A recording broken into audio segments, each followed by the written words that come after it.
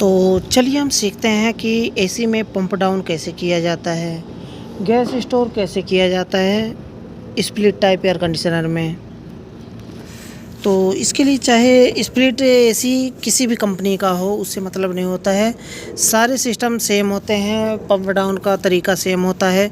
अगर मानिए कि अगर हमारा इन्वर्टर टाइप एसी में अगर हम पंप डाउन कर रहे हैं तो उसमें एक इमरजेंसी स्विच होता है, जो कि इमरजेंसी स्विच को प्रेस करके उसके बाद हम इमरजेंसी मोड में डाल के तब हम पंप डाउन करते हैं।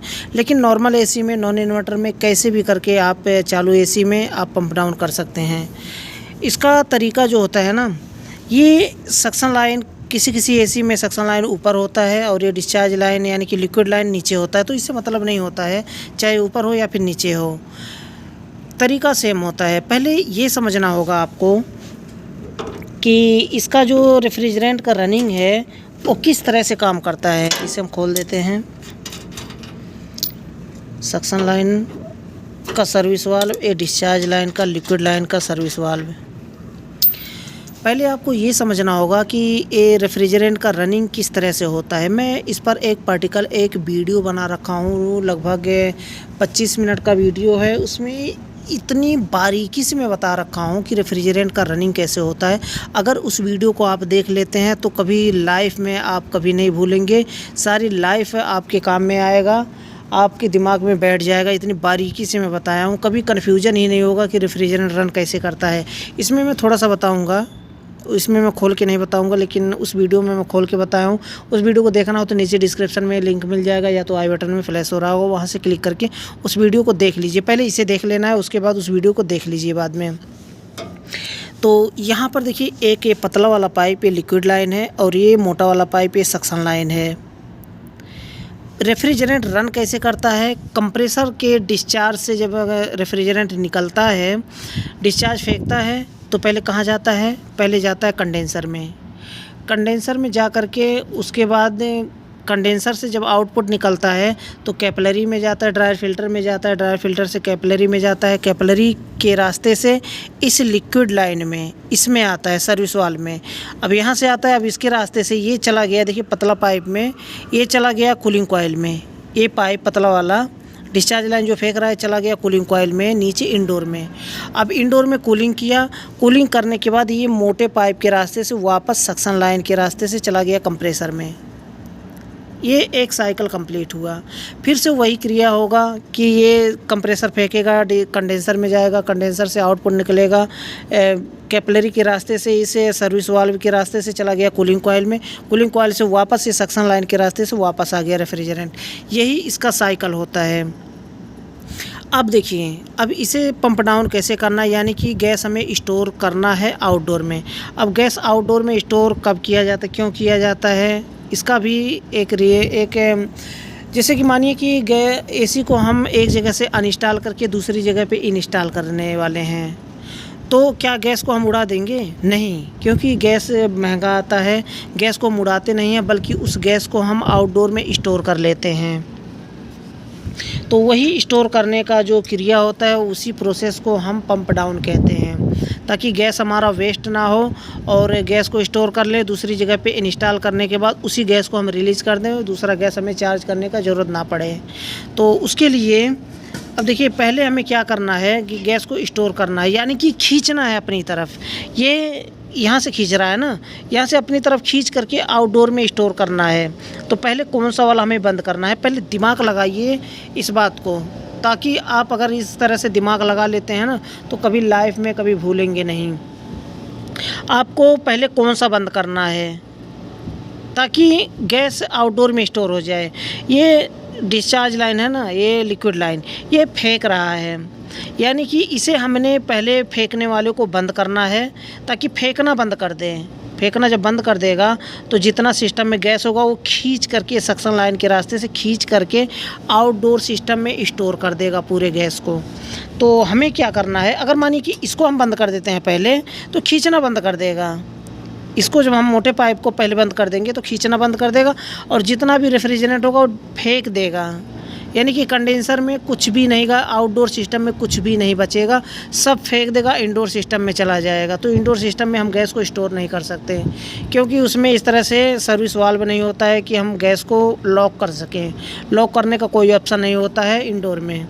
आउटडोर में ऑप्शन होता है ये सर्विस वाल्व, यहाँ से हम गैस को लॉक कर देंगे तो यहाँ से आउटडोर से गैस बाहर नहीं निकलेगा, जैसे कंपनी वाले करके देते हैं। कंपनी वाले गैस स्टोर करके देते हैं, आउटडोर में गैस नहीं निकलता है।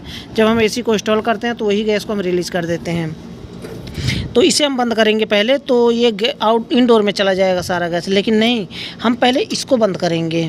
अब देखिए यहाँ से इस तरह से हमें बंद कर देना है, ये इसे हमें बंद कर देना है, ऐसे ऐसे करके बंद कर देना है। अब वेट कितना देर करना है इसको समझना है कि वेट कितना देर करना है, कितने देर में हमारा जो पंप डाउन हो जाएगा, कितने देर में। तो उसके लिए गेज आप लगा करके रखें यहाँ पर सक्शन लाइन में। गेज को लगा करके रखेंगे तो मैं यहाँ पर थोड़ा गेज को लगा देता हूँ ताकि बताने में आसानी हो।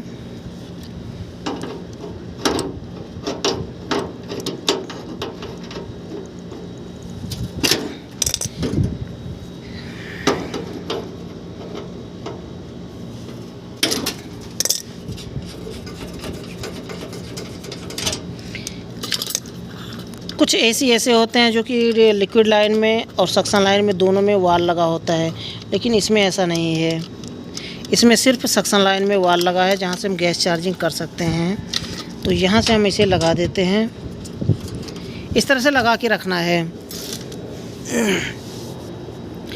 अब लगा के रखेंगे जब हम इसको बंद कर देंगे, जल्दी जल्दी करके यहाँ से बंद कर देंगे। ये हमने बंद कर दिया। अब यहाँ से फेंकना बंद कर दिया, क्योंकि अब फेंक नहीं रहा है गैस, जितना भी कंप्रेसर चल रहा है फेंक नहीं रहा है, सिर्फ खींच रहा है, क्योंकि एक तरफ से तो हमने बंद कर दिया। अब फेंकना तो ये बंद कर दिया है, कंप्रेसर फिर भी चल रहा है। क्यों? क्योंकि हमें सक्शन से खींचवाना है, इसलिए हम कंप्रेसर को चालू रखते हैं। अब कैसे पता चलेगा कि हमारा गैस स्टोर हो चुका है? तो इसको भी बंद करना है, सक्शन लाइन को भी। तो उसके लिए हमें क्या करना है कि यहाँ पे फ़ैन जो चल रहा है ना, यहाँ पे हाथ लगा करके देखेंगे तो यहाँ पर गरम गरम हवा फेंकता है, गरम गरम हवा फेंकता है। तो ये जब 1 मिनट के अंदर पूरा गैस स्टोर हो जाता है, कंप्रेसर का साउंड बदल जाता है, तो समझ जाएंगे कि गैस स्टोर हो गया है। यहाँ पर नॉर्मल हवा फेंकने लगेगा। और गेज लगाए हैं तो गेज यहाँ पर मानिए कि R22 है, 60 का प्रेशर है, तो ये प्रेशर नीचे आ जाएगा। क्लैंप मीटर भी लगा करके रखिए तो बेहतर होगा। क्लैंप मीटर भी लगा करके रखेंगे तो यहाँ पर 8-9 एम्पियर ले रहा है मानिए, तो वहाँ पर 2.5 एम्पियर 3 एम्पियर लेने लगेगा, क्योंकि लोड कम हो जाता है कंप्रेसर के ऊपर। तो इस तरह से पंप डाउन हो जाता है। 1 मिनट का टाइम लगता है, लगभग 1 मिनट में ये सुई नीचे आ जाएगी और यहाँ से गर्म हवा फेंकना बंद कर देगा, ठंडा हवा फेंकने लगेगा और ये सुई नीचे आ जाएगी। तो फिर हम समझ पाएंगे कि और कंप्रेसर का साउंड बदल जाएगा, तो फिर हम समझ पाएंगे कि हमारा पंप डाउन हो चुका है। तो तब क्या करना है, यहाँ से निकाल करके यहाँ पर सक्शन लाइन में इसको भी जल्दी जल्दी करके बंद कर देना है। और बंद करने के साथ साथ पहले हमें क्या करना है, बंद ऐसे घुमा करके थोड़ा सा बाकी लगाएं कि खींच रहा है गैस, थोड़ा सा बाकी लगा करके रखें। और यहाँ से आप इसको ड्राइवर से या तो न्यूट्रल लाइन कोई भी एक वायर निकाल दें फटाक से, ये बेहतर होगा। या तो आप दूसरा मोबाइल आपके पास होना चाहिए जिससे आप फ़ोन करके किसी को नीचे स्टैंड रखें इंडोर के पास, रिमोट से बंद कर दे फटाक से। रिमोट से बंद करने के बाद इसे भी फट से बंद, इसे भी पूरा टाइट कर दें, ऐसे टाइट कर दें। उसके बाद ये हो गया पंप डाउन। अब यहाँ से डिस्चार्ज लाइन और हमारा जो सक्शन लाइन का जो फ्लेयर नट है, इसे जब हम खोलेंगे तो यहाँ से गैस हमारा लीक नहीं होगा, बाहर नहीं निकलेगा। पूरा गैस हमारा स्टोर हो चुका है आउटडोर सिस्टम में। ये होता है तरीका आउटडोर सिस्टम में गैस स्टोर करने का। तो मुझे लगता है कि इसका जो पंप डाउन का जितना भी डाउट था मैं क्लियर कर दिया हूँ। फिर भी कोई क्वेश्चन रह जाता है तो बेझिझक आप मुझसे कमेंट बॉक्स में पूछ सकते हैं, मैं उसका रिप्लाई जल्द से जल्द देने की कोशिश करूँगा। और अगर फिर लास्ट में बताना चाहूँगा, चैनल को सब्सक्राइब नहीं किया तो चैनल को सब्सक्राइब कर लें। अगर वीडियो को फेसबुक पर देख रहे हैं तो फेसबुक पेज को फॉलो कर लें, ताकि ऐसे ही यूजफुल वीडियो का नोटिफिकेशन आपको मिल पाए और वीडियो को देख पाएँ सबसे पहले। तो ये तरीका होता है पंप डाउन करने का। इससे पहले भी प्रैक्टिकल वीडियो मैं बना चुका हूँ LG AC के ऊपर पंप डाउन करके मैं दिखाया था। अगर मानिए, देखिए प्लस पॉइंट में एक चीज़ और मैं बताना चाहता हूँ कि अगर मानिए कि आप इमरजेंसी में AC को चालू नहीं कर सकते हैं, कोई प्रॉब्लम है, वायर कटा है या फिर कुछ और है, आप पंप डाउन पूरा कम्प्लीटली पंप डाउन नहीं कर सकते हैं तो आधा पंप डाउन आप कर सकते हैं, यानी कि आधा गैस बचा सकते हैं। कैसे? पंप डाउन करने के लिए कंप्रेसर चलना ज़रूरी है, तभी गैस को खींचेगा पूरा। लेकिन कंप्रेसर नहीं चल रहा है तो स्टैंडिंग पोजीशन में क्या होता है कि आधा गैस कंडेंसर में है, आधा गैस पाइपलाइन में है, आधा गैस कूलिंग कॉइल में है। तो यहाँ से इस सर्विस वाल्व से आगे जितना भी गैस है, यानी कि कूलिंग कॉइल में और पाइपलाइन में जितना भी गैस है वो गैस हमारा वेस्ट हो जाएगा। लेकिन जो कंडेंसर में जितना भी गैस है उसे हम बचा सकते हैं लगभग। अगर R22 है, 60-65 का PSI का प्रेशर है तो आप 30 PSI बचा सकते हैं। क्या करना है आपको? इस सर्विस वाल्व को दोनों को बंद कर देना है, दोनों को बंद कर देना है, कंप्रेसर बिना चले, विदाउट कंप्रेसर के। तो इसको बंद कर देना है तो क्या होगा कि आउटडोर का स्टैंडिंग पोजीशन जितना भी है, स्टैंडिंग प्रेशर वो स्टैंडिंग रहेगा आउटडोर में, इंडोर में जितना है इंडोर में रहेगा। तब यहाँ पर इसको हम फ्लेयर नट को खोलेंगे तो इंडोर में और पाइपलाइन में जितना भी गैस है वो बाहर निकल जाएगा, वो वेस्ट हो जाएगा, और कंडेंसर में जितना गैस है वो बच जाएगा, हमारा आउटडोर में जितना गैस है। ये इस तरह से आप कर सकते हैं। अगर आपका कंप्रेसर नहीं चलाने लायक है, कोई प्रॉब्लम है, तो आप इस तरह से स्टोर कर सकते हैं, आधा गैस बचा सकते हैं।